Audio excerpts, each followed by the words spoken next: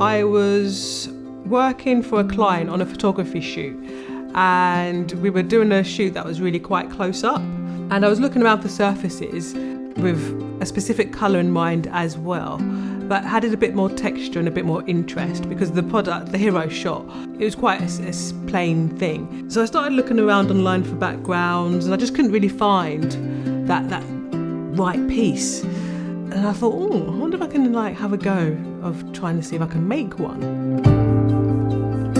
I made this background. The client loved it, loved the end result, and as I said, I just loved producing them. And so I thought, I wonder if I can make a side business of this. I have a background in graphic design, so I've always had an eye for that kind of thing.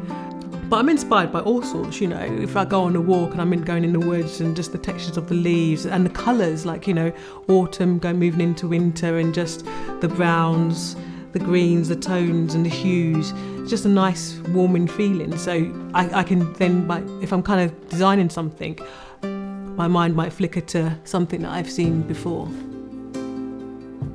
The uniqueness comes really just through the freeness and the creativity of it. Because sometimes, I experiment. The designs that I have at the moment, I've worked on them quite a bit. That's why they're in the shop for me to sell. But prior to that, I actually quite like the creative process of before it gets to the final piece. I do textured design and a wood design, which are like wood planks joined together. For the textured one, it's plywood with a layer of plaster, and that's where the texture comes from. So when it's dry, I add some details with I sponge it down, and then wait for that to set, and then I add another layer and then sand that down again. So it's a lot of a layering process and waiting for things to dry. It's quite soothing in a way. If I'm doing a pink background, for example, with lots of different hues of pink, it kind of looks like strawberry ice cream.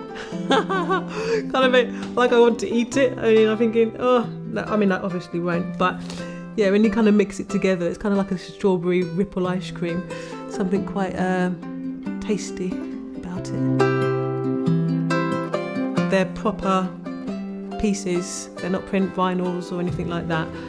So there's a quality in that, as opposed to, unless, depending on how the prints are, when you zoom in, you can see the pixelation when you're getting in close. And with one of my surfaces, you don't get that.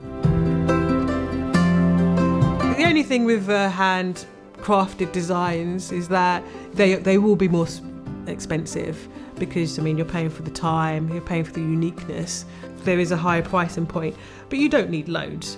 Do you know what I mean? Just a few key pieces to have in your arsenal is a good thing to have, because it sets your photography up, takes it up to that next level. And the feedback that I get, people are just like, oh, Tash, they're so amazing, and even better when I see them in real life and when I'm getting to use them in my shoots.